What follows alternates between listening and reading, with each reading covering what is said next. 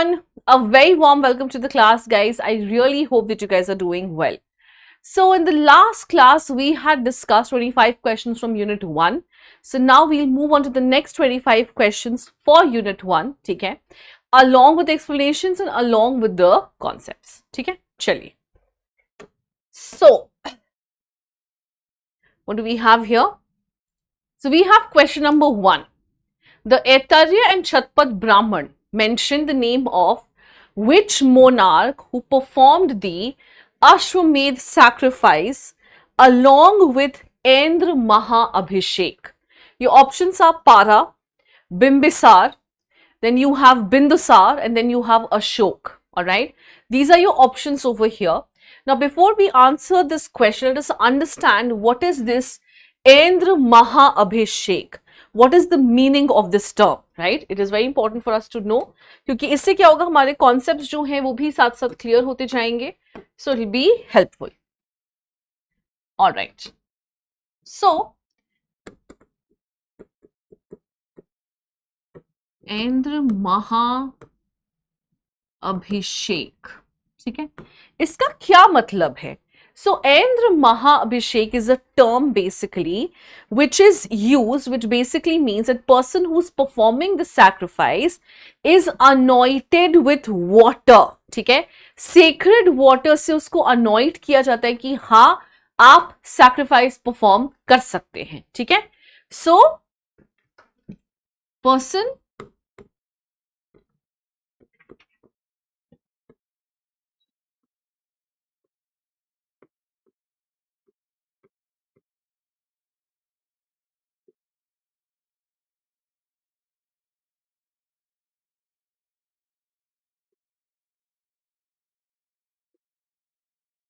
ठीक है, is anointed with water, sacred water से ऑब्वियसली जो है उनको अनॉइट किया जाएगा. Fine. For what? So that they can perform the sacrifice. Alright.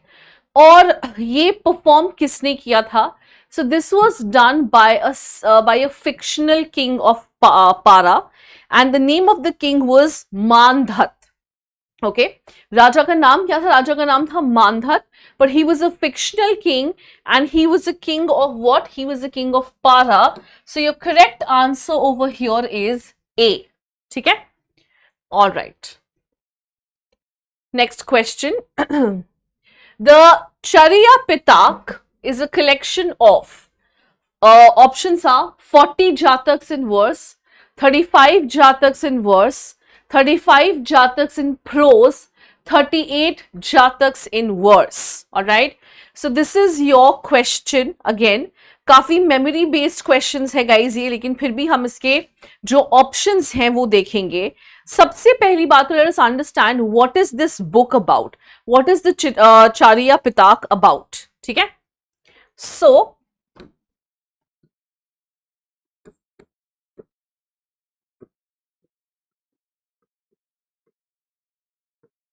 Alright. Now guys, understand guys that Charya Pitak, आपको word से ही समझ में आ रहा होगा that this is related to Buddhism. Fine. So Charya Pitak is basically a text which is focusing on ethical conduct and moral principles. Fine. So what is this focusing on? Ethical conduct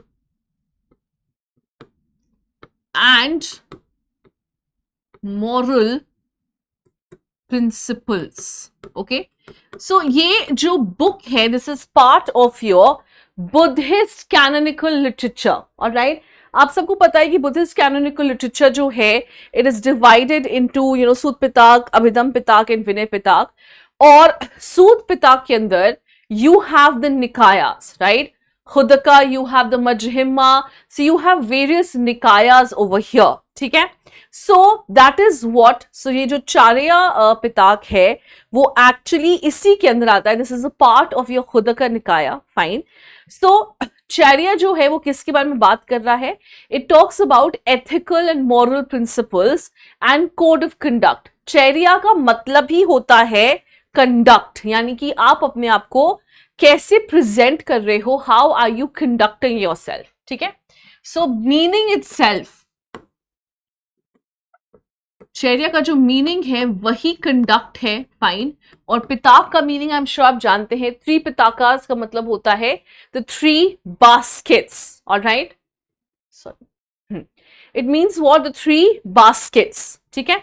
और इसी में आपको, इसी book में you will see that 35 jataks were collected for the process of didactic portions, all right। now since this is, क्योंकि ये किस चीज के बारे में है, this is a collection of conduct as in how your moral principles are to be, so 35 jataks have been collected in this book to tell you how you have to behave. This is the didactic portion। didactic क्या होता है? didactic tells you about the rules of the society कि आपको behave कैसे करना है, ठीक है। so how many jataks have been collected? 35 jataks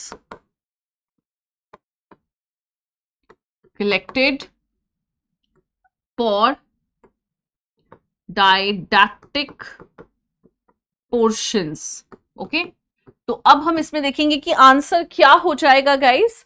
what is going to be the answer? 35 Jatakas in verse और 35 Jatakas in prose, fine. So यहां पे the correct answer is 35 Jatakas in verse, okay. Verse में जो है वो कलेक्ट किया गया है, fine. For what? For didactic purposes, ताकि बता सके कि हाँ this is how you have to conduct your सेल्फ, ठीक है। चलिए next question, which of the following are correct? The Vayu Puran refers to Vindhya Shakti, the founder of Vaktak dynasty, and his son Pravira, ठीक है। Now then statement B, in early epigraphic records the Abhiras figure as generals of the Shak Mahashatraps of Western India. The Ishwakus mentioned in Kautilya's Ardhashastra ruled the city of Madurai. The Bodhi dynasty flourished in the territory that was once within the sphere of the Cheras. The Mahavamsh does not mention the Chola king Karakal invasion of Ceylon, ठीक है। अब आपको बताना है कि इसमें से कौन से जो ऑप्शंस हैं वो सही है, fine. So let us discuss all the options over here, fine, okay.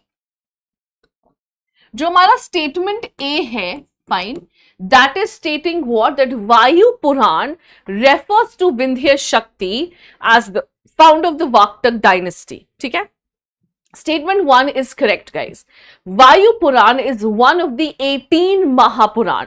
So, अगर आपको याद हो, so if you remember when you do your unit 1 sources, उसमें पुराण का जो है वो mention होता है, right?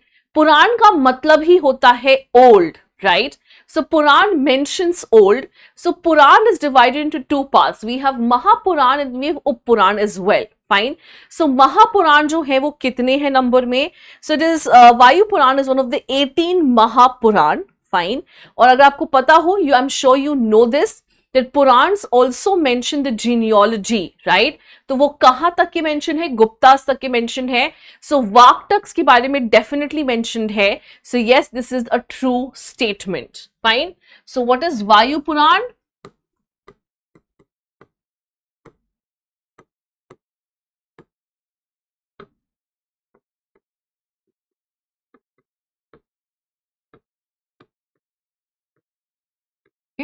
It is one of the 18 Mahapuran, जिसे मैंने आपको बताया, and it mentions what? It mentions about Vindhya Shakti, ठीक है।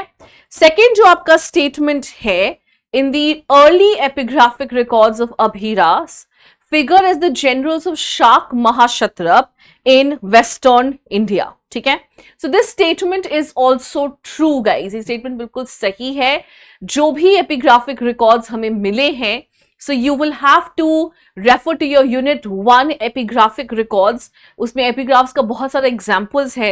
So yes, Abhiras are mentioned as the generals of the Kshatraps, fine. So ये वाला जो statement है वो भी बिल्कुल ठीक है, ठीक है। All right. Now the third statement, Ishwakus mentioned in Kautilya's Ardhashastra ruled from the city of Madurai, ठीक है। ऑलराइट, सबसे पहली बात कि इसमें जो दोनों चीजें हैं ना वो गलत है. First of all, Ikshvakus were not really prominent in Madurai. Ikshvakus, जिससे कि हम बिलीव करते हैं कि Ram also originated, he was a descendant of the Ikshvaku clan. So they were very popular in Ayodhya. Fine. So statement B की अगर हम बात करें, सो इश्वाकुस वर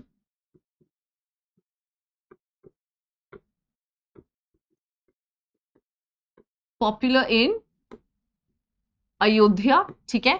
और दूसरी चीज, Ikshvakus are not mentioned in the Kautilya's Arthashastra. ठीक है.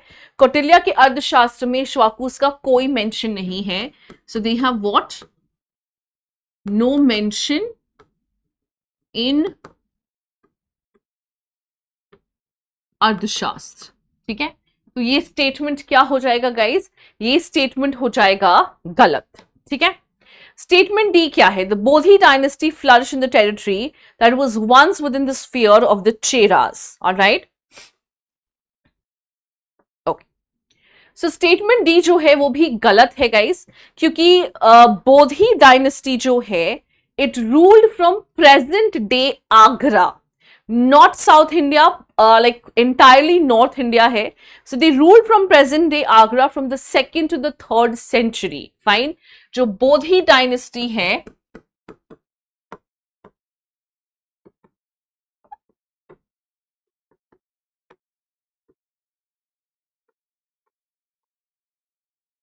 they ruled from what? They ruled from Agra. Fine. So Cheras जो है वो डेफिनेटली नहीं है. ठीक है. सो ये स्टेटमेंट जो है ये भी गलत हो गया. नेक्स्ट आता है आपका E, Mahavamsa does not mention the Chola king Karikala invasion of Ceylon. ठीक है. सो महावंश जो है ये वाला स्टेटमेंट जो है वो सही है गाइस. ठीक है. Because Mahavamsa is a Buddhist chronicle. ठीक है. It is a chronicle of Sri Lanka and it talks about the rise of Buddhism in Sri Lanka. वो किस बारे में बात कर रहे हैं? वो बुद्धिज्म की राइज के बारे में बात कर रहे हैं श्रीलंका में. And they are not mentioning about the attack of Karikala in Ceylon. उसके बारे में कोई मेंशन नहीं है. क्यों? Because they are talking about what? They are talking about rise of Buddhism in Sri Lanka. So अगर आपको याद हो, if you have done your sources, you would know that Buddhist sources we have two. We have Deepvamsh and Mahavamsh. Fine. Deepvamsh means the chronicle of the island and Mahavamsh means the great chronicle of the island. And which island are they talking about? Sri Lanka. ठीक है. So that is what they're talking about. Fine. So इसके answer क्या हो जाएंगे guys? Which of the following statements are correct? कौन से statements जो हैं वो इसमें सही हैं? Fine. So सही जो statements हैं वो हो जाएंगे आपके ए. ओके. ए जो है वो बिल्कुल सही है, बी जो है वो भी बिल्कुल सही है और ई जो है वो भी बिल्कुल सही है. So A, B and E. Alright. So do we have A, B and E as options over here? Yes, we have it in option B. So B is your correct answer. Next question. So you have to match this list of Darsha Purnamasa, Agnyadheya. ठीक है. Agrayana. Fine. और ये basically name है किस चीज के? These are names of yajnas which are performed and these are the occasions on which they are performed. Fine. तो क्या है ये यज्ञ है और किस सिचुएशन में किसको परफॉर्म किया जाता है हम उसके बारे में बात करेंगे. फाइन. सो चलिए हम जो ऑप्शंस है ना वो देखेंगे.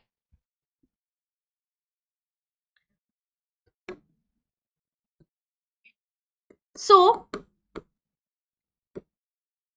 जो हमारा नेक्स्ट ऑप्शन है दैट इज हाँ, दरसा पौममा सा.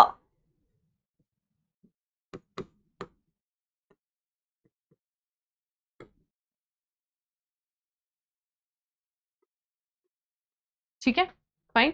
सो what is this sacrifice? So basically it refers to a sacrifice performed on full moon and new moon days. Okay. तो ये क्या है?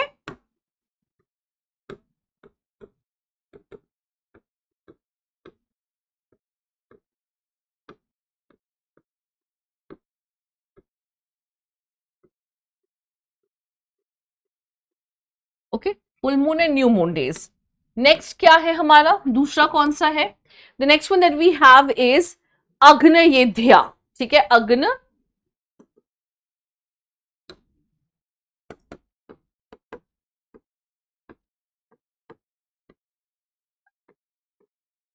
ओके। सो अग्नयेध्या जो है वो हम कब परफॉर्म करते हैं? सब देख सकते हो गाइस, इट इज, नाम से पता चल रहा है कि it is related to your Agni, ठीक है। तो ये कब होता है? This is basically kindling of the sacred fire. जब हम हवन कुंड की अग्नि को जलाते हैं, that is known as your Agnyadheya, fine. So this is what, this is kindling of sacred fire, okay. इसके बाद क्या ऑप्शन है हमारे पास? After this we have Agrayana, fine. So what is अग्रयान?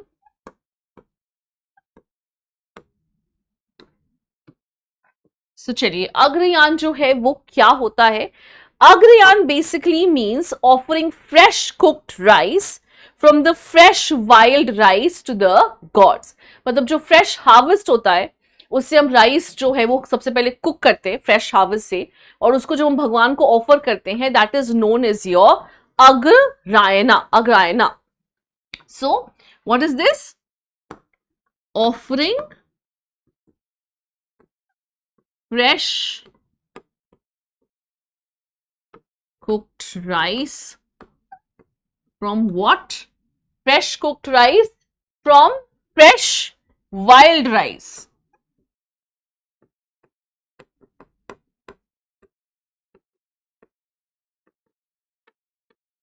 तो बेसिकली जो नया हार्वेस्ट होगा उसमें से जो हम भगवान को ऑफर करेंगे, that is what is it is known as, fine. And Chaturmasyas जो है वो क्या है? सो ये नाम से आपको समझ में आ रहा होगा थोड़ा बहुत।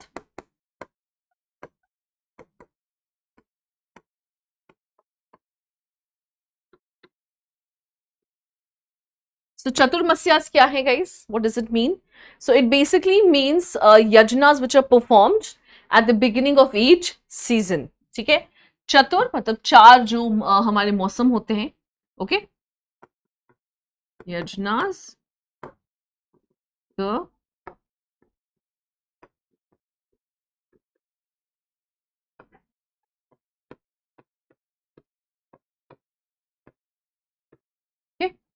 This is what, this is yajnas at the beginning of each season. तो चलिए हम इसको मैच करते हैं। सो दसा वाला क्या हो जाएगा? So this is a is going to be 4 guys, है ना, यजनास परफॉर्म्ड। देन अग्नियेध्या क्या था? किंडलिंग ऑफ द फायर, कहां गया? एस्टैब्लिशमेंट ऑफ सेक्रेड फायर, तो ये हो जाएगा 1। What is agrayanya? हाँ, oblation of first fruits of the harvest, तो ये हो जाएगा 2nd, फाइन। और chaturmasyas, yajnas at the beginning of each 3 seasons, ये हो जाएगा 3। तो चलिए हम देखते हैं कि ए का 4 कहां पे है, ठीक है। देन वी हैव बी का 1, so C is going to be your option, B का 1, सी का 2 और डी का 3, fine. So C is going to be your correct answer. Next question. Now given below are 2 statements, assertion and reason. अब ये देखो guys, ये बहुत easy question है, मतलब इसमें आई डोंट थिंक हमें कोई एक्सप्लेनेशन की जरूरत भी है, fine. Inscriptions are a valuable source of history, that's absolutely true, fine. History of Ashoka is known to us through inscriptions, that is also true, ठीक है। And don't you think reason is also explaining the assertion? Why is inscription such a valuable source of history for us? Because Ashokan history is actually known through inscriptions, right? So your correct answer is going to be ए, है ना। Both A and R R correct and R is the correct explanation of A. So ये बहुत easy question है, इसलिए मैं इसका अलग से कोई एज सच एक्सप्लेनेशन हमें जरूरत नहीं है देने की, ठीक है। चलो नेक्स्ट, अब ये थोड़ा सा इंटरेस्टिंग टॉपिक है। विच बुक ऑफ इंडियन लॉजिक, ठीक है, इंट्रोड्यूसेस न्यू न्याय और नव्य न्याय सिस्टम ऑफ इंडियन फिलोसफी, ठीक है। So your first one is खंडका याय, ठीक है। देन यू हैव न्याय सिद्धाराजना, then you have तत्व चिंतामणि, then you have पदार्थ चिंतामणि। अब आपको बताना है कि इनमें से किसने न्यू न्याय जो है उसको इंट्रोड्यूस किया था। ठीक है, फाइन। तो चलिए हम देखते हैं। सबसे पहले हम क्या करेंगे,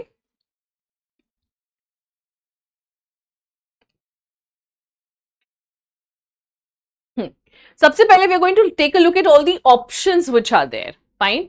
सो सबसे पहले हम किसको देखेंगे, सबसे पहले हम ऑप्शन ए को देखेंगे।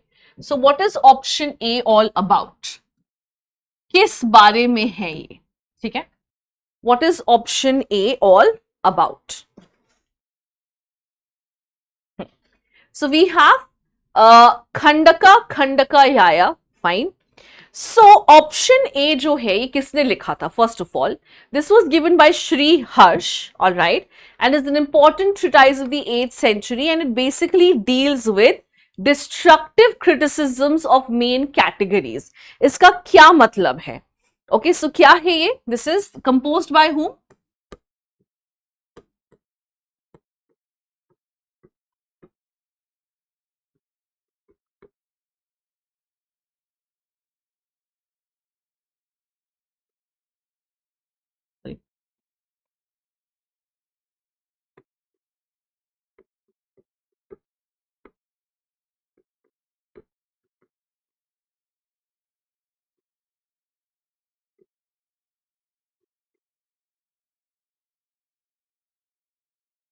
ओके, तो ये क्या है guys? Destructive criticism of main categories का क्या मतलब है यहाँ पे?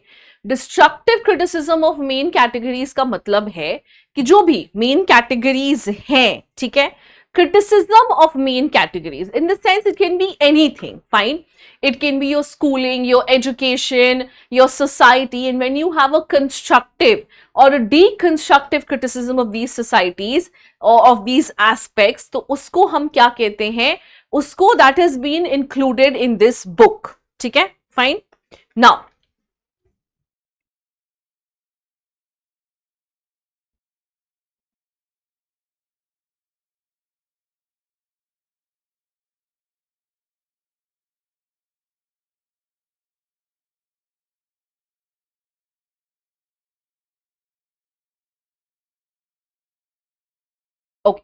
नेक्स्ट ऑप्शन जो है वो कौन सा है? So option B is Nyaya सिद्धाराज। फाइन।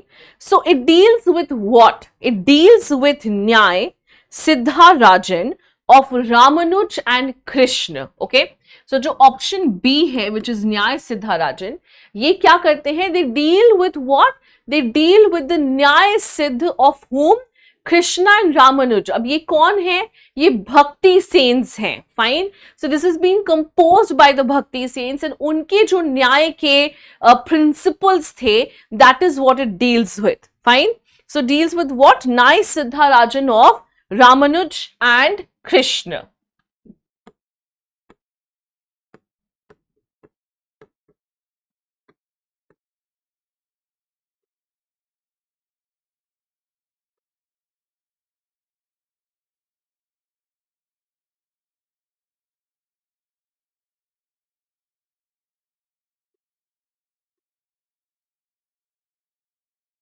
ठीक है, सो ये क्या डील कर रहा है? This is dealing with what? This is dealing with the Nyaya सिद्धाराजन of Ramanuja and Krishna. Fine. जो हमारा नेक्स्ट ऑप्शन है that is Tattva Chintamani. Okay, अब देखिए guys,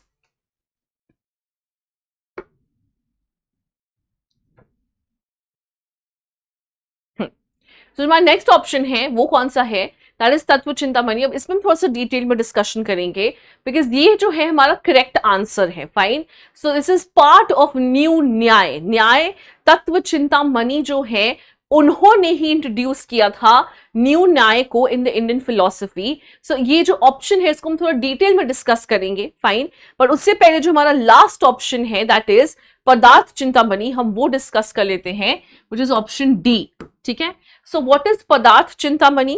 So this was basically a Sanskrit language, Sanskrit literature you can say, a collection of prabandh, which is semi-historical biographies. Okay, so what is this? This is a collection of Prabandhas, which is semi historical biographies. Okay मतलब पूरी पूरी historical नहीं है, semi historical है, and this was compiled by a Jain scholar whose name was मेरुतंगा.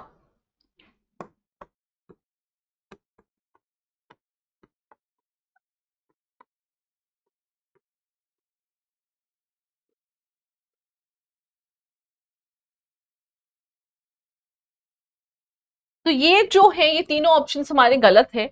अब जो हमारा सही ऑप्शन है दैट इज ऑप्शन सी, हम उसको डिस्कस करते हैं. ठीक है, क्या है ये, let us understand this. Okay now, so new न्याय बेसिकली क्या है? So this is part of your Indian, this is school of your Indian logic system, which basically aims to understand justification of knowledge. ठीक है, ये क्या है? School of Indian logic.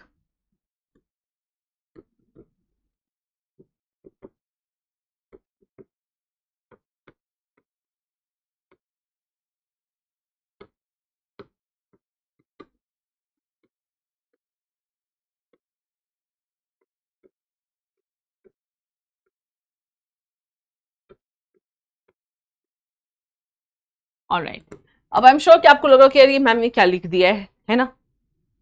Right, मैं समझाती हूं. ऑलराइट, सो इसमें हम बेसिकली क्या करते हैं? सो इसमें हम basically we try to understand. So this is an explanation, हर चीज का एक्सप्लेनेशन है इसमें. Explanation of logical and epistemological concepts. ठीक है, तो इसमें हम क्या देख रहे हैं? What is this new Nyaya system? This is a school of Indian logic guys. ठीक है, लॉजिक के बारे में यहां पे हम बात करेंगे. Fine, logic in basic understanding and how your knowledge can be justified on the basis of logic. ठीक है, कि हम कैसे इसको जस्टिफाई कर सकते हैं on the basis of what? On the basis of logic. Fine, so it is basically a concept, it is basically a school which is trying to understand, it is the explanation of logical and epistemological concepts. ठीक है,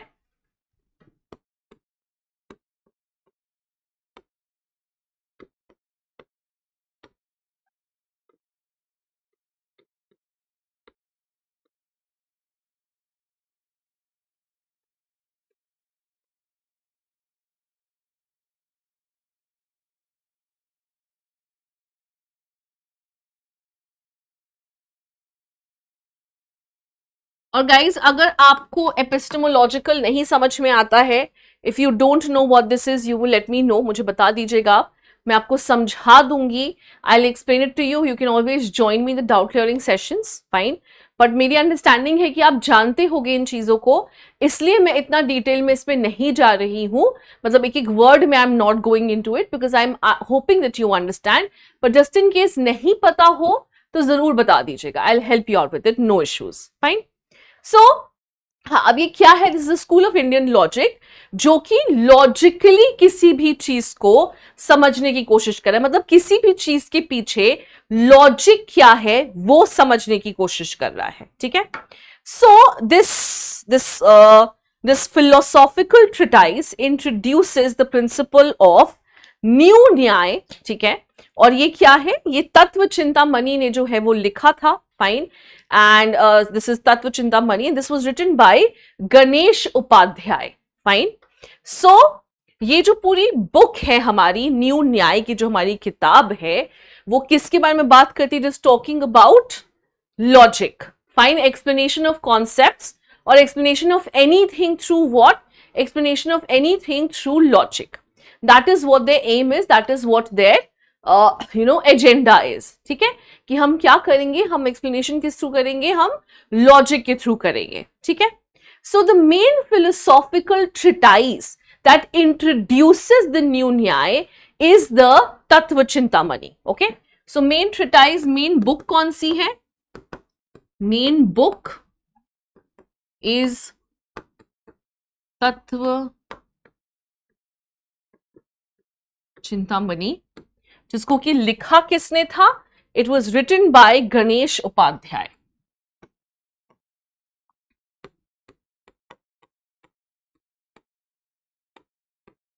okay, so जो अब देखो, new Nyaya तो एक school of thought है, school of logic है, उसके अंदर बहुत सारी बुक्स होंगी, fine.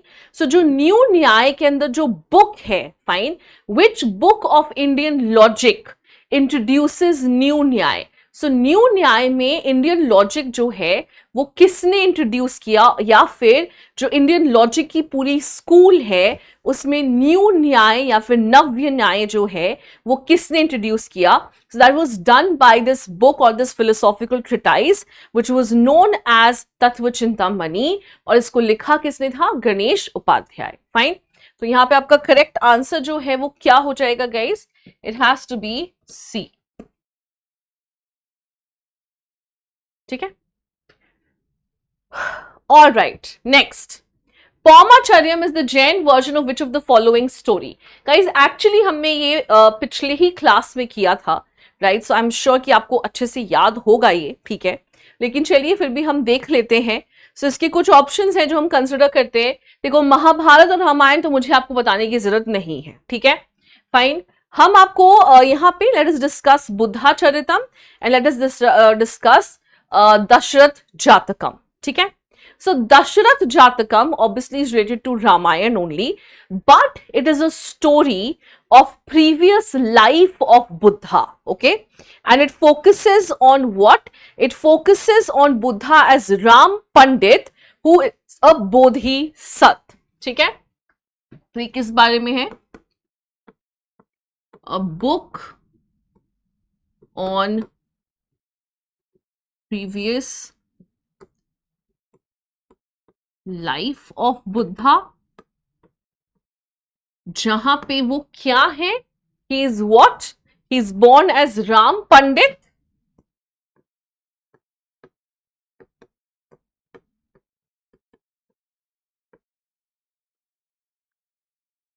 Whose a Bodhisattva, ठीक है, फाइन। बुद्धा चरितम क्या है guys? Buddha Charita was composed by Ashwaghosh and this is basically a treatise on Buddha. ये बुद्धा के बारे में ही बात कर रहे हैं, fine. So what is this? अश्वघोष ने कंपोज की थी on the life of Buddha, ठीक है। किसके ऊपर है? ये बुद्धा की जिंदगी के ऊपर है, फाइन। तो अब इसमें हमारा करेक्ट आंसर कौन सा हो जाएगा? महाभारत तो देखो है नहीं, ठीक है, Mahabharat it is not. So your correct answer here is going to be D. So Paumacharyam is the Jain version of Ramayan actually, ठीक है। All right, next question. Okay,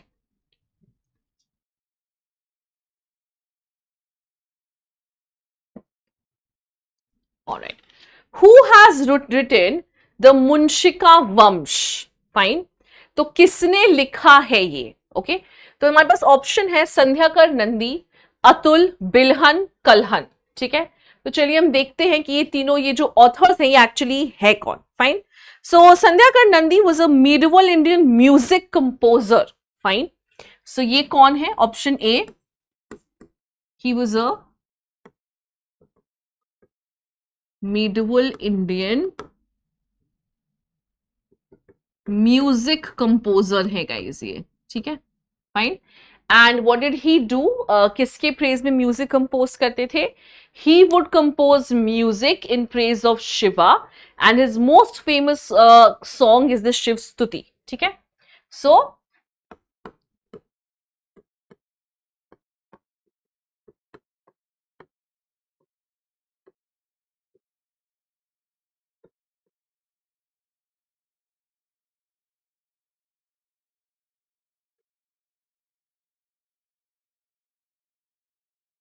सबसे फेमस कौन सा है? शिव स्तुति है, ठीक है।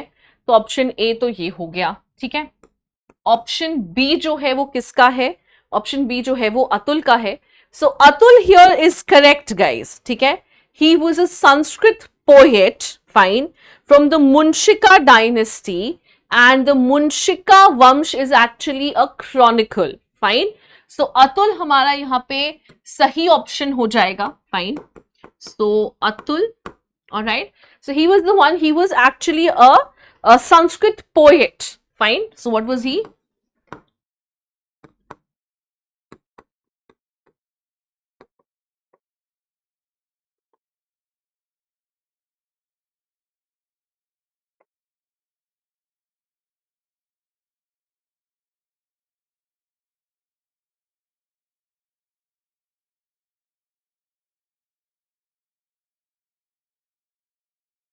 तो मुंशिका वंश जो है वो एक क्रॉनिकल है जो इन्होंने प्रोड्यूस की थी, ठीक है.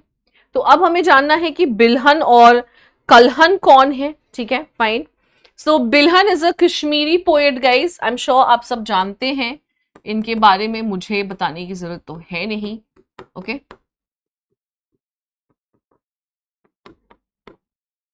Okay, so who is Bilhana? Bilhana is a Kashmiri poet, fine. He is known for his कौरा पनसिका, ठीक है.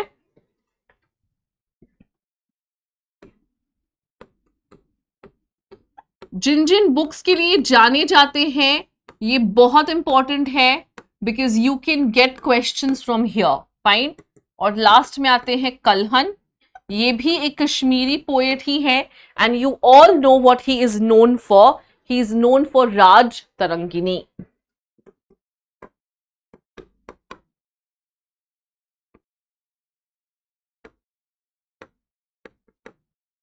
So your correct answer over here is B. ठीक है, चलो next question. Alright. In which Pali canonical text does Gautam Buddha stress the need to protect cow? कौन से text में इन्होंने ये बात की है, ठीक है. सो ऑलराइट, सो देखिए गाइस, हम यहाँ पे ना थोड़ा थोड़ा क्या करेंगे, हम इसमें थोड़ा सा एलिमिनेशन मेथड यूज कर सकते हैं. देखो, अभिधम पिताक जो है, this is obviously about Buddhist philosophy, okay. This is talking about what?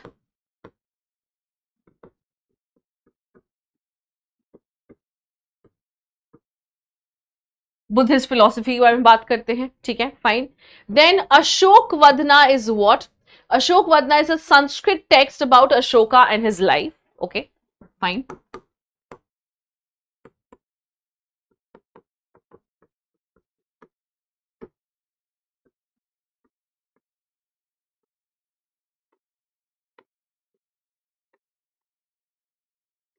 Okay, फिर क्या है? फिर option B is your Prajna Paramita, ठीक है. और ये क्या है? This is basically a Buddhist philosophy which means perfection of wisdom, fine. So ये क्या है? This is a Buddhist philosophy. ये एक फिलोसफी है which means perfection of wisdom. मतलब कि आपके पास कितनी भी इंटेलिजेंस हो, आपको उसको कोशिश करके, you have to try to do what? You have to try to perfect it, fine. And Sutta Nipata, this is basically a part of your Khuddaka Nikaya, fine. और यही एक टेक्स्ट है जिसमें ये बात करते हैं किसके बारे में? They talk about protection of cows. All right, so which is your correct answer over here? A.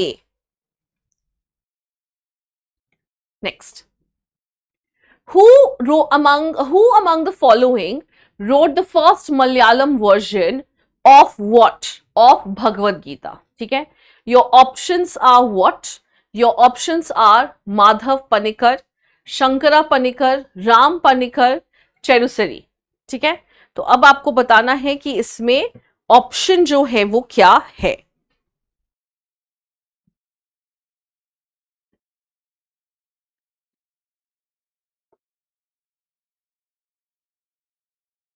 Alright, so guys, इसमें जो सही आंसर है वो है माधव पनिकर, ठीक है. So Madhav Panikkar was the first person was the person who wrote the first Malayalam translation of Bhagavad Gita. ठीक है, उनकी जो भाष भगवत गीता है, this is the first translation of Bhagavad Gita into a modern Indian language. Fine. So ये थोड़ा factual information था. It did not have a lot of explanation over here. So इसीलिए मैंने यहाँ पे आपको A option जो है वो बताया है, ये माधव पनेकर. चलो next, Hathi Gumpha inscription is known for which of the following reasons? Buddhist stupa, Jain statue, king Kharavela, Buddhist monastery, agrahara. so देखिए गाइस, किंग खारवेल तो है ही है. सो एनीवन हु, अगर आपने थोड़ा सा भी हाथी गुम्फा इंस्क्रिप्शन किया है तो आप जानते हैं कि what is it known for. It is known for king Kharavela. So first of all, where is Hathi Gumpha inscription located? तो चलिए हम देख लेते हैं थोड़ा सा यहाँ पे.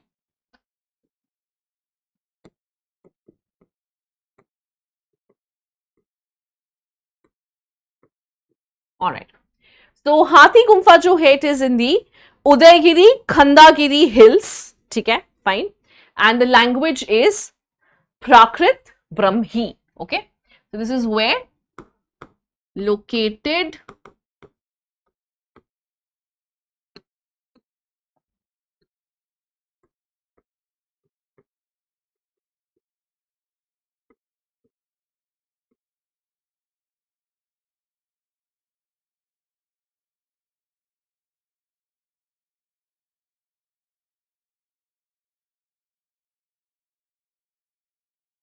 लैंग्वेज प्राकृत है और स्क्रिप्ट जो है वो ऑब्वियसली ब्रह्मी है. फाइन. सो यहाँ पे ना in this inscription you will see that king Kharavela and his 13 years of reign has been mentioned. है ना, कि खारवेल ने और उसका जो 13 years का रेन था वो कैसे हुआ था. Fine. So what is it mention?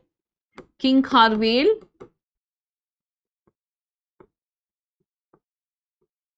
and 13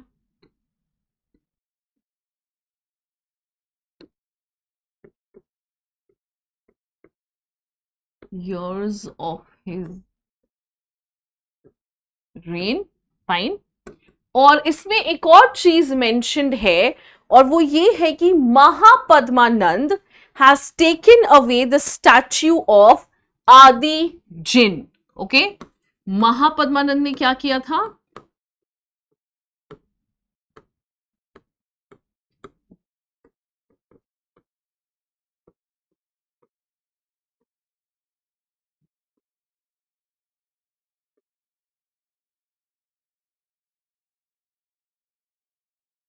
alright, ठीक है. और ये जो इंस्क्रिप्शन है गाइस, इसको ट्रांसलेट, इसको एक्चुअली डिस्कवर जो है वो किसने किया था? That was done by Bishop Stirling in 1820. Sorry, this was done by Bishop Stirling in 1825. Okay. So अब आप देखेंगे कि किंग खारवेल तो देखो है ही है और जिन स्टैच्यू है. Fine. So B and C is going to be your option. Fine. So यहां पे हमारा ऑप्शन क्या हो जाएगा? B is going to be your correct answer. Okay.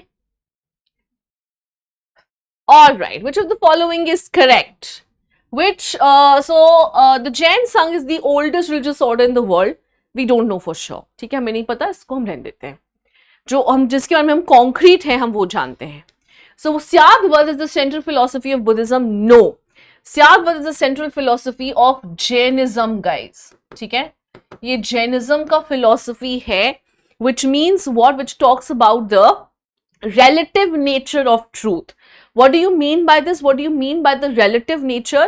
यहाँ पे कहने का मतलब है कि कोई भी चीज, whatever we come across, whatever realities we come across, हर किसी की अपनी एक रियलिटी है. Every truth has its own reality. Every perception is different regarding one truth. ठीक है, सच एक हो सकता है लेकिन perceptions जो हैं वो अलग हो सकते हैं. Fine. Next one. Kautilya's Arthashastra deals only with policies of generating wealth. This is also not true. It talks about other things as well. It talks about statecraft, polity, economy, military, etc. ठीक है. Now, the story of Shishupal is found in the Sabha Parva of Mahabharat, this statement is true, ये बिल्कुल सही statement है. And then Allama Mahaprabhu was the teacher of Ramanujacharya. This statement is also wrong because Alama Mahaprabhu was the guru of Lingayats.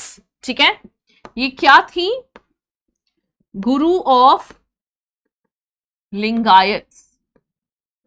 All right, ठीक है. तो ये statement जो है वो भी गलत हो गया. ओके, तो स्टेटमेंट सही कौन कौन से हैं, हमें बताना है कि करेक्ट कौन सा था. सो करेक्ट हो जाएगा ये वाला स्टेटमेंट हमारा. That is the story of Shishupal is found in what? In the Sabha Parv. So D is definitely there. So D, okay.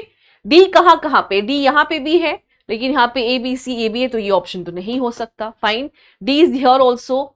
B हमने ऑलरेडी कह दिया कि ये गलत है. ओके, सो ये भी ऑप्शन नहीं है. C, D and E जो है वो भी हमने कह दिया कि गलत है. So what is left is B. Okay, which means A also is your correct statement. So sometimes, when you don't know something, you can always use some kind of elimination method to answer the question.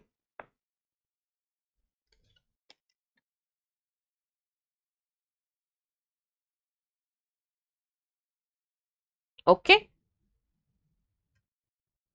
Sure. Next. Which of the text form the cluster of Prashanthana Trai in Hindu literary tradition? So what is Prashanthana Trai? इसका क्या मतलब होता है? It's a Sanskrit term meaning an amalgamation, or it refers to an amalgamation of canonical text. ठीक है? So it means what? It means an amalgamation. It is the Sanskrit terms which refers to the three sources and refers to the three canonical texts which are considered as what? Which are considered as the source or foundation of Vedant. ठीक है? तो इसका मतलब क्या है? A Sanskrit term meaning amalgamation of three texts which are source of Vedang, जो वेदों के अंग. सो रिमेंबर, मैंने लास्ट क्लास में आपको बताया था कि जो वेदांग है वो 4th डिविजन है ऑफ वेदास. तो इसमें क्या होगा आंसर गाइस? सोचिए, which one do you think is going to be your answer over here?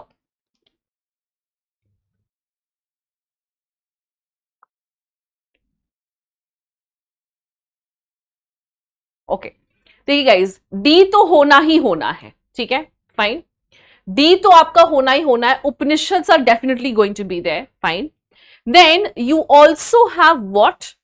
Then you also have C. Okay, Brahmana text तो बहुत सारे हैं, तो वो नहीं. रामायण नहीं होगा. Kalpa Sutra is not an option. Then here you have Brahma Sutras. ये बहुत इंपॉर्टेंट है. ठीक है, तो ये दोनों मिलके क्या बनाएंगे? These two together will form a cluster of text. Fine. So your correct option here is C, which means C and D only. Okay. Next. Which of the following statements are correct? Now this is a question for you. ये question जो है वो आपने answer करना है. Which of the statements are correct? The megalithic sites were centers of distribution and exchange. Many megalithic sites are located along important routes. Ports like Arikamedu near Pondicherry were linked to hinterland through megalithic activity. Excavations at Arikamedu revealed a range of Roman objects such as the glass and tableware. Amphorae were large coins of Roman emperors. तो अब इसका जो answer है ये आप मुझे देंगे. You will be giving me the answer to this question. ठीक है, इसको देख लीजिए, अच्छे से सोच लीजिए और मुझे बताइएगा कि इसका आंसर जो है वो क्या होगा. What do you think is going to be the answer to this question?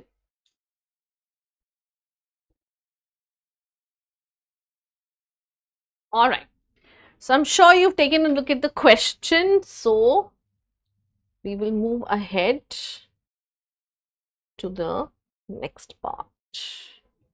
All right, this is your next question. वो वाला question जो है guys वो आपके लिए है for you to answer. Fine, तो चलिए हम next उस पे चलते हैं. All right. So now again we have to match. Fine. So I'm just going to go through the option. Fine. So what is Bhagavati Sutra about? Fine. So Bhagavati Sutra. Okay. So Bhagavati Sutra actually talks about what, guys? It talks about the 16 Mahajanpads. Fine. So it is one of the sources and it talks about the 16 Mahajanapadas. All right. Okay. Next कौन सा है? Next we have Varun Sukta. Fine.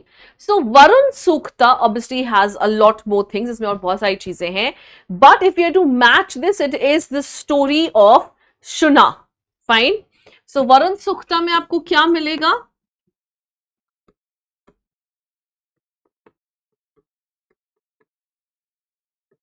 Story of Shuna. Okay. So आपको इसमें story of जो शुना है वो मिलेगी. Then you have सभा पर्व. सभा पर्व आप जानते हैं कि किसके बारे में है? It's from Mahabharat. So what is Sabha Parva talking about? Sabha Parva is talking about administration. Fine. So Sabha Parva is one of the parvs from Mahabharat, which is talking about what? Which is talking about administration. Okay. Lastly, what do we have? सभा पर्व के बाद क्या है? Then we have शांति पर्व, again one of the पर्व्स from the Mahabharat. ठीक है, जैसे रामायण कांड में डिवाइडेड है वैसे ही महाभारत जो है वो पर्व में डिवाइडेड है. And this talks about what? This talks about Raj Dharma. Okay.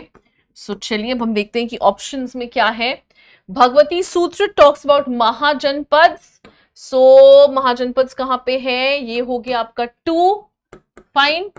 Then Varun सूक्त जो है वो किस बारे में बात कर रहा है? Talks about the story of Shuna. So here you will have 1. Then Sabha Parva talks about administration. So administration कहां पे है? ये हो गया आपका 3. ऑलराइट. एंड शांति पर्व डिस्क्राइब्स अबाउट राजधर्म. सो ये हो गया. सो ए का 2, ए का 2 यहां पे भी है, बी का 1. फाइन. सी का 3, डी का 4. सो ये option correct is A. Okay. So ये क्या हो गया गाइस? ये आपका हो गया correct answer. Next, which of the following chalcolithic sites is located in Rajasthan? अब देखिए बहुत इजी क्वेश्चन है. इफ यू नो थोड़ा बहुत भी, अगर आपने इंडस वैली सिविलाइजेशन भी पढ़ा होगा ना, then you will be able to answer this question. Very easy question. Fine. लेकिन चलिए हम देखते हैं कि कौन सी चीजें कहाँ लोकेटेड है. सो सोनगांव जो है वो कहाँ लोकेटेड है गाइस? सोनगांव इज लोकेटेड इन महाराष्ट्र.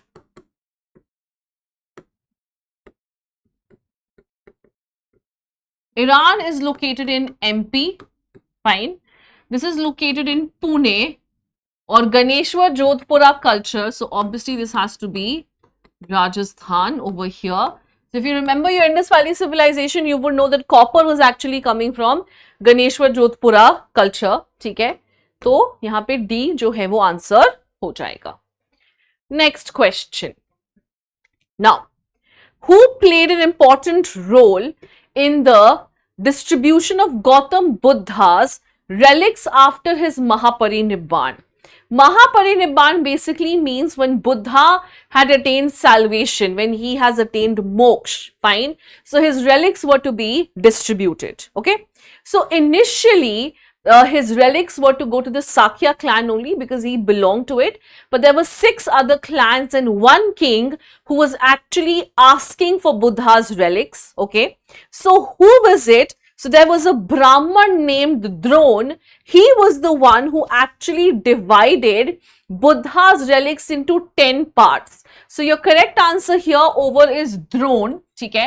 लेकिन हम यहां पे देखेंगे कि क्या हो रहा था, द्रोण ने क्या किया था, Drona divided it into how many parts, 10 parts, ठीक है। तो 10 पार्ट्स में कैसे डिवाइडेड था, fine. So 8 were from his body, ठीक है, 8 वर फ्रॉम बुद्धास बॉडी, तो बुद्धा की बॉडी की कुछ रेलिक्स जो है वो 8 हिस्सों में डिवाइड किए। फिर 1 वाज फ्रॉम हिज एशेस, एक जो उनको जब क्रिमेट किया गया तो उनकी जो एशेस थी वो, फाइन। एंड द 1 वाज, एक क्या था, एक था bucket which was used to divide, है ना, बकेट में ले लेके डिविजन किया गया होगा रेलिक्स का, और ये बकेट को द्रोण ने अपने लिए रखा था, ठीक है।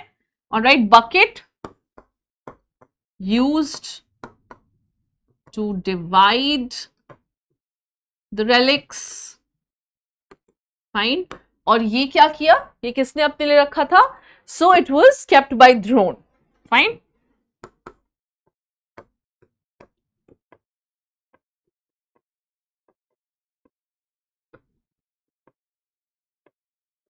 द्रोण ने इसको क्या करा, द्रोण ने इसको अपने लिए रखा था, फाइन, ठीक है। अजात शत्रु तो गाइस आप जानते ही हैं कि कौन है, he is one of the rulers, alright. So it was Drona who plays a very important role over here, ठीक है। चलिए next question. Now which of the following pairs indicate female teachers according to ancient grammarians? Now this is actually this is a very direct question और काफी factual question है, तो इसमें ज्यादा explanation नहीं है हमारे पास, right? So the Rigved, fine. The Rigved actually mentions that it is whom? That it is Upadhyay and, sorry, it is Acharya and Upadhyay who are, or sometimes Upadhyayini as well, who are considered as what? Who are considered as your female teachers, ठीक है। इनको हम क्या बोलते हैं, इनको हम female teachers बोलते हैं, fine. So that is what your answer is. This is according to Rigved. Next, which of the followings are included in the 7 limbs of Indian state? Fine. So this is actually been taken from Kautilya's Ardhashastra. Kautilya mentions a saptang, 7 limbs, saptang of any kingdom of a Mahajanpad, कि उसको हमें कैसे rule करना है, ठीक है। तो उसमें क्या क्या आएगा, obviously there has to be Swamin, fine. Amatya is going to be there and Janpad is going to be there. Yuvraj is not going to be there because Swamin itself is the king, okay. So A, B and C. So C is your correct answer. Okay. Which of the following texts were authored by Kashmiri poet Shimendra? ठीक है, तो चलिए अब हम देखते हैं कि इसको किसने ऑथर किया है।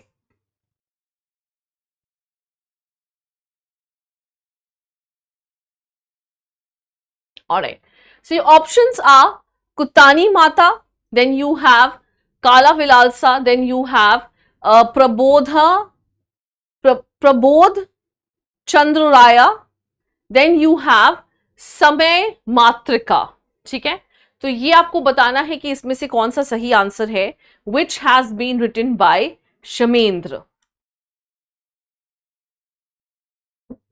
ओके, तो सबसे पहले तो हम देखते हैं कि बाकी के जो ऑप्शंस हैं वो किसने लिखे हैं, ठीक है। तो जो हमारा पहला है that is Kuttani Mata, that was written by whom, that was written by Damodar Gupta, okay.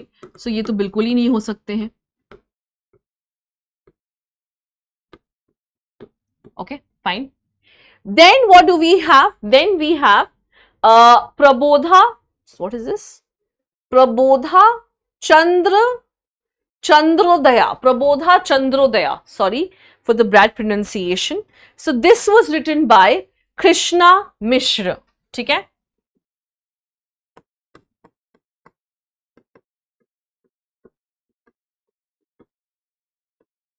Okay. तो दो हैं हमारे पास, दैट इज काला विलासा, ठीक है, एंड समय मातृका। These are two books which have been written by Shamendra. Fine. So your options are B and D. So B जो है वो आपका सही हो जाएगा. Fine. So what is Kal Vilas? What is this book about? So this is a satire. Fine. Kal Vilas जो है वो एक satire है about a master who knows this art of trickery. वो लोगों को चालाकी से ठग लेता है. ठीक है. And he instructs his disciple. वो अपने disciples को सिखाता भी यही चीजें हैं. He instructs his disciple on roguery. किस तरह से रोग बनना है, किस तरह से लोगों को ठगना है, ये चीजें वो अपने अपने disciples को भी सिखाता है. ठीक है. Fine.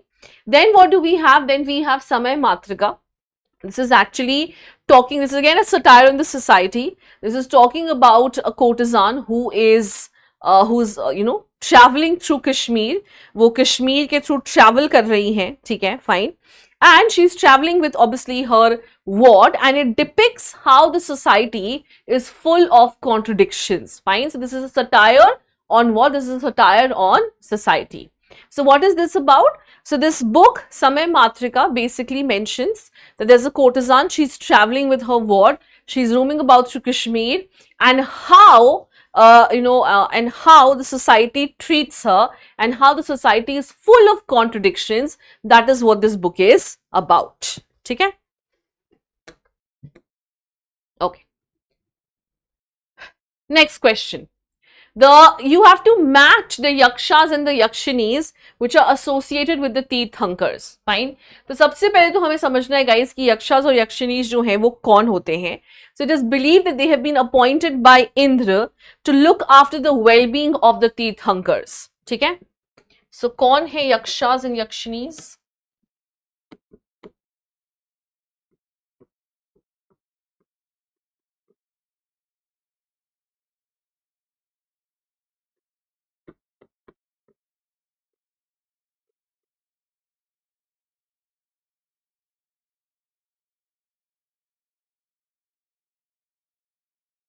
Look after what? Appointed by yakshas and yakshinis to look after tirthankaras. ठीक है. और तीर्थंकर्स का मतलब तो आप जानती हैं कि कौन है. ये बेसिकली जैन टीचर्स. फाइन. और इसका लिटरल मीनिंग क्या होता है? तीर्थंकर्स का लिटरल मीनिंग होता है men and women who guide you across the river of existence. So जो बेसिकली आपको आपकी मोक्ष की तरफ ले जाएं, उनको तीर्थंकर्स कहा जाता है. ठीक है. चलिए हम देखते हैं कि इसको हम किससे डील कर सकते हैं. तो पहला जो हमारा ऑप्शन है वो है सिद्धायिका.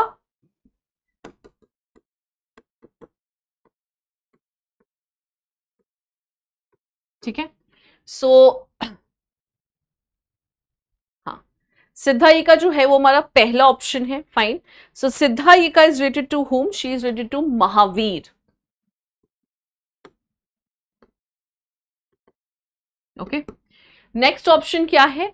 Next option is Chakreshwari. ठीक है.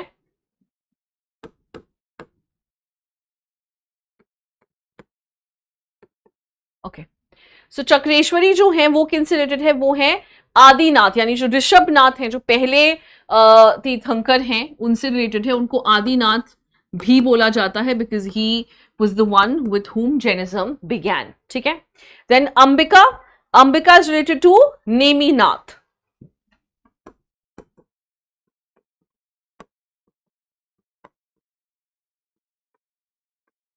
All right. And lastly, what do we have? Padmavati. She is related to what? Padmavati is related to whom? Parshvanath, जो कि 23rd थे. ठीक है.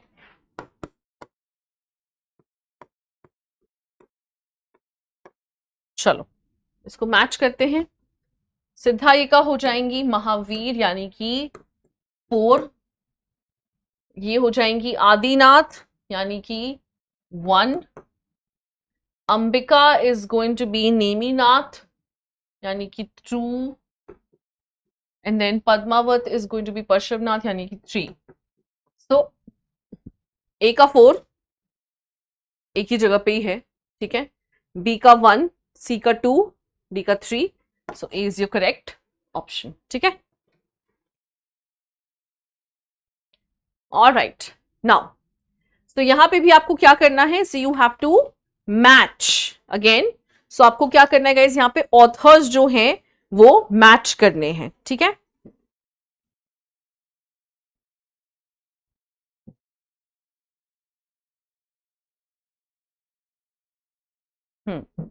हाँ, so these are the authors and then you have the धर्म shastras which have been composed by them. So आपको बताना है कि भट्टा लक्ष्मीधर ने कौन सा कंपोज किया था. So you have to tell me which one has been composed by whom. Okay, so you have to match. Alright, तो मैच जो है ना वो हम यहीं पे कर सकते हैं गाइस. फाइन, सबसे पहले हम किसको देख लेते हैं, सबसे पहले हम देख लेते हैं भट्टा लक्ष्मीधर. ओके, तो इन्होंने क्या लिखा है, ही हैज रिटन क्रियाकल पतारू. Okay, so this is 3, he is going to be 3. Fine, then what do we have, then we have देवान भट्ट. इन्होंने क्या लिखा है, he has written the Smriti Chandrika. Fine, so this is going to be 4. All right, then what do we have, Himadri. Himadri ने क्या लिखा है, Chaturvarga Chintamani. Okay, so that is going to be 1. Fine, और श्रीधर जो है वो बच गए हैं तो उनका क्या होगा, श्रीधर is going to be Smriti या यथार्थ सरा. So this 2. फाइन, सो चलिए हम देखते हैं कि ऑप्शन कौन सा सही है. ए का 3 इज हियर. फाइन, बी का 4, C का 1 and then D का 2. So B is going to be your correct answer over here. Fine. So guys देखिए ये सब जो है ना ये बहुत ही factual questions हैं. This is something you'll have to remember because not every question can have a lot of explanation. जहाँ जहाँ explanation possible है, wherever it is required, wherever it is important, I've given you those explanations. Fine. So जहाँ जहाँ पे explanation जरूरी है मैंने definitely दिया है. ठीक है, चलो. Okay. Next question. Given below are two statements, horse sickles, small weapons and horse trappings of iron has been found at the megalithic sites. Musky and Nagarjunakonda are megalithic sites. So now you have to tell me the assertion and the reason. Fine.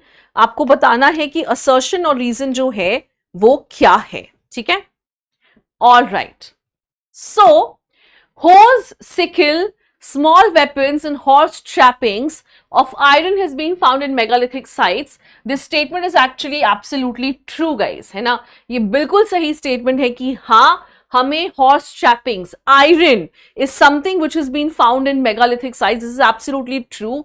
Especially horse trappings of iron has been found in megalithic sites. तो अगर आपको So basically you have to remember what are megalithic sites, what are they known for, what has been found over here. तो वो आपको जो है वो थोड़ा याद रखना है. ठीक है. And then the statement 1, statement 2 is Musky and Nagarjunakonda are megalithic sites. ठीक है. तो अब आपको बताना है, सॉरी इसमें 2 स्टेटमेंट है, आपको बताना है कि कौन सा ट्रू है कौन सा false. Okay, so Maski and Nagarjunakonda are megalithic sites, तो ये भी ट्रू है. ठीक है, तो हमारा आंसर क्या हो जाएगा, ए, क्योंकि दोनों ही स्टेटमेंट्स जो हैं वो ट्रू हैं. ठीक है, सो ये एब्सोल्युटली करेक्ट हो जाएगा. Megalithic sites are what, so Musky and Nagarjunakonda are megalithic sites. So whenever you study megaliths you will remember कि ये जितने भी sites हैं वो आपको याद रखने हैं. जो भी megalithic sites हैं you should remember. ठीक है, all right.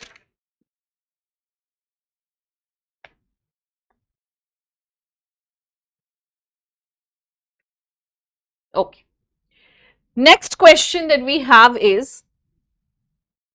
okay, sorry guys मैंने तो आंसर ही दिखा दिया, but कोई नहीं. The term stridhan is first mentioned which of the following text. I'm sure कि ये question आप बहुत बार कर चुके हैं, and I'm sure when I first got this question, I thought कि या तो it will be Shatapatha Brahmana or it is going to be, you know, I thought it has to be Shatpat Brahman because Soot Pitak nahi ho sakta hai. Fine. It cannot be Harsha Charita as well because these are older texts, isn't it? Brahminical texts were much earlier. But you know what the correct answer over here is? It is Ardhashastra. Okay? Ardhashastra is the one which first mentioned the Sridhana. This is directly been taken from Upinder Singh, guys. Fine. और शतपथ ब्राह्मण जो है उसमें कहीं भी हर्ष जो ये term है of stridhan is not mention. Harshacharita is not about Sridhan, it is about a biography of Harshvardhan which has been written by his court poet. ठीक है, तो उनके जो कोर्ट पोएट थे उन्होंने लिखा था हर्षाचरिता, दैट इज बाण Bhatt. So that isn't your option. Soot Pitak is one of the Buddhist texts which is what? Which is the teachings of Buddhism. Fine.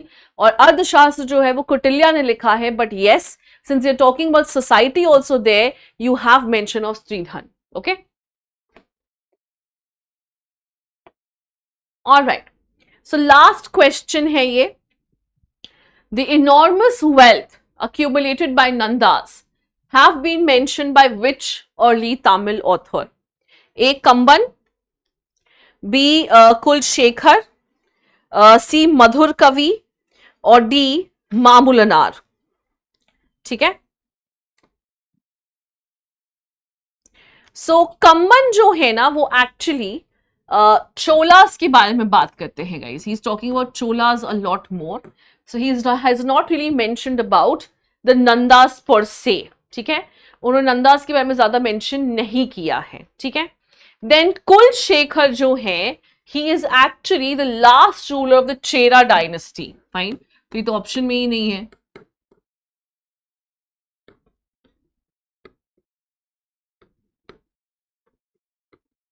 ठीक है, so he is not an option. Fine. Then who do we have? Madhur Kavi. Okay, so Madhur Kavi was a poet. He was born in a Brahmin family and he composed his verses in Tamil and Sanskrit. So he was just a normal poet. Fine.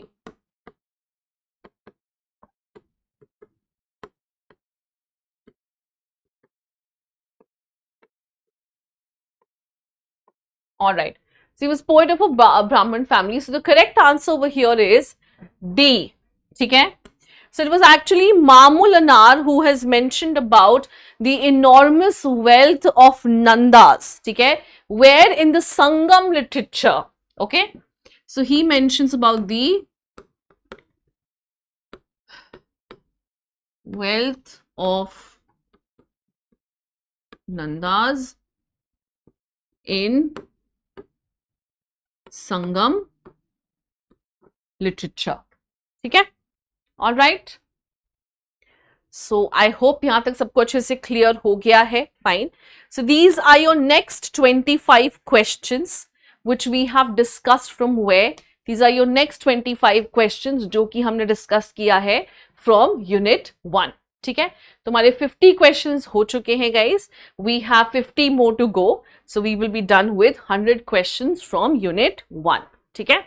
So I really hope कि आपको अच्छे से चीजें समझ में आ रही हैं. So I really hope that you're understanding the concepts which are related to these questions, right? You're understanding the options also which are related to these questions. Okay. So कहीं भी आपको कुछ भी प्रॉब्लम होती है, नहीं समझ आता, कोई भी ऐसा क्वेश्चन लगता है जो नहीं समझ में आ रहा या कॉन्सेप्ट नहीं क्लियर है, तो आप मुझे जरूर बताइएगा and I will help you out with it. Fine.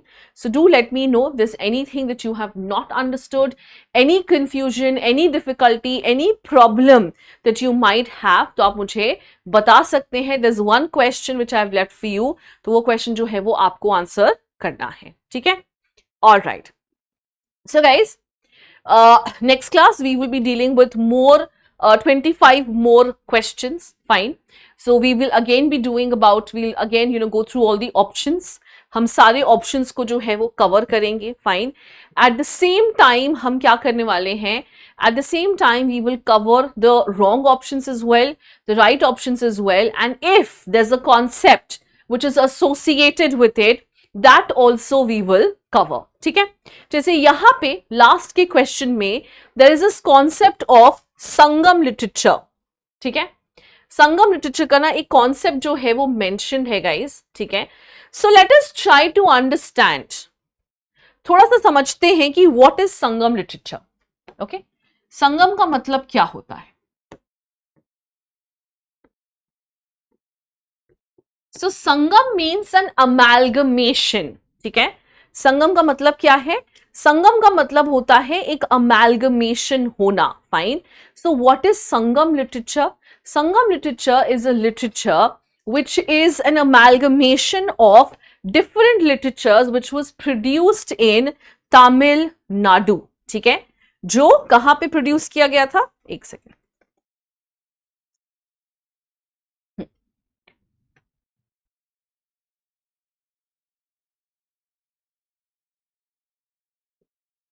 Yes.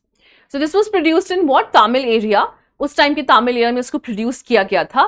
So this is what? This is an amalgamation of different kind of literature which has been produced in the Tamil area, fine. और इसका जो time period है that is from 300 BCE to 300 CE, okay. Alright, so Sangam literature, so it happened in 3 stages. 3 जगह पे जो है वो इसकी मीटिंग्स हुई थी, कह सकते हो। There were 3 places where the meeting have taken place. So 3 Sangams happened, जैसे 3 बुद्धिस्ट काउंसिल्स हैं, you have Jain council. Similarly we have 3 Sangam council which took place. The first one was in Madurai, the second one was in Kapadapuram, and the third one was in Thinmulai, ठीक है, sorry थिनमदुरई। यहाँ पे ये 3 जो conferences हैं वो हुए थे। और इसी तरह से we have what? We have the creation of what is known as your Sangam literature, ठीक है। संगम लिटरेचर में हमें एक दो चीजें और डिस्कस करनी है, दैट इज योर डिविजन, ठीक है। Division of the Sangam literature. So अगर हम डिविजन की बात कर रहे हैं, so we have on the basis of context, the division is on the basis of Akam and Puram. What is Akam and what is Puram? चलिए,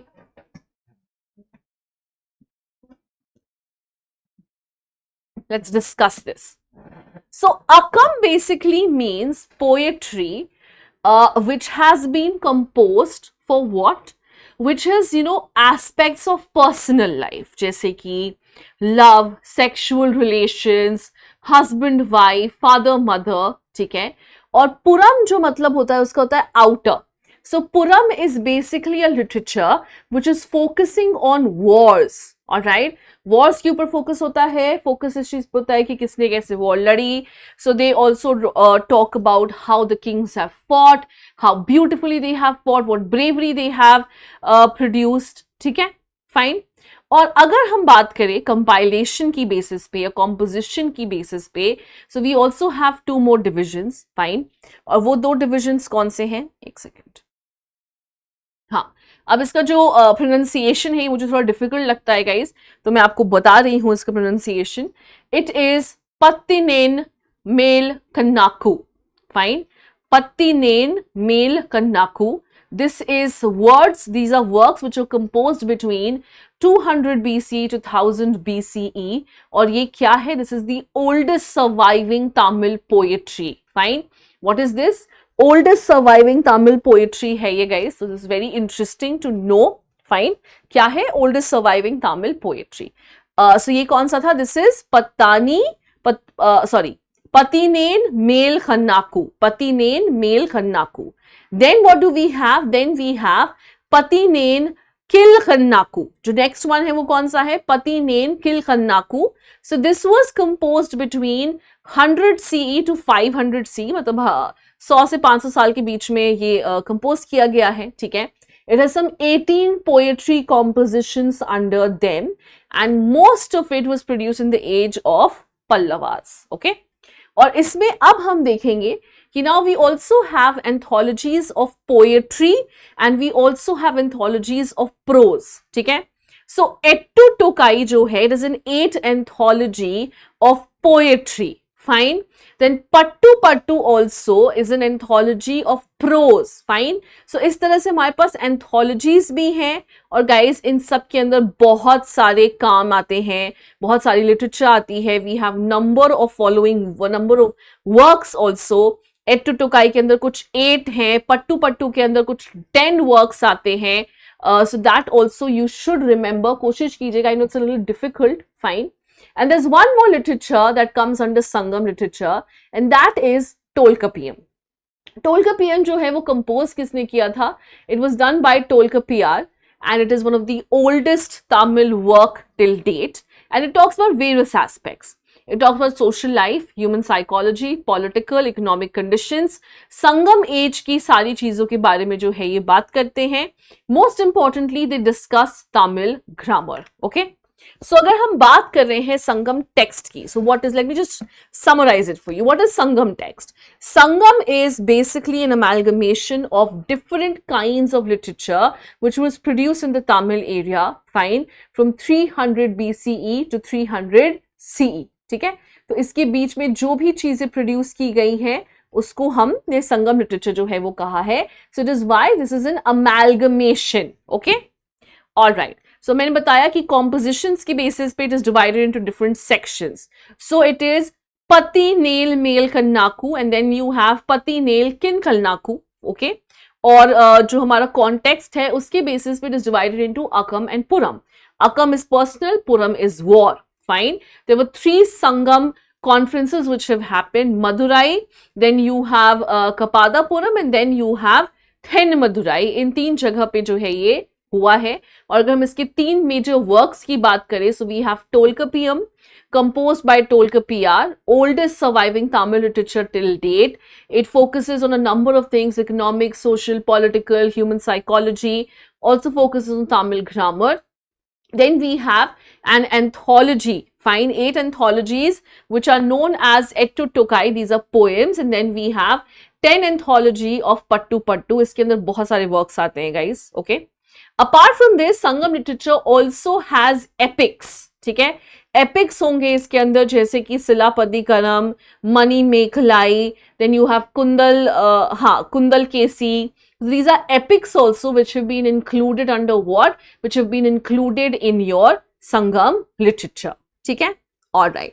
तो ये concept जो था मुझे लगा कि थोड़ा important है तो मैं आपके साथ discuss करूं. Fine. So I've discussed this concept with you. Alright. So next class onwards जहां पे भी मुझे लगेगा कि हाँ ये concept जो है वो हमें डिस्कस करना चाहिए, I will definitely do that with you. So I'll be discussing all those concepts as well. So need not worry about it. Okay. Alright guys, so I think I will end the session over here. We have discussed the 25 questions. One question is for you. We have discussed all the options here. I've discussed the associated concepts also. जो मुझे important concept लगा वो मैंने आपके साथ discuss कर लिया है.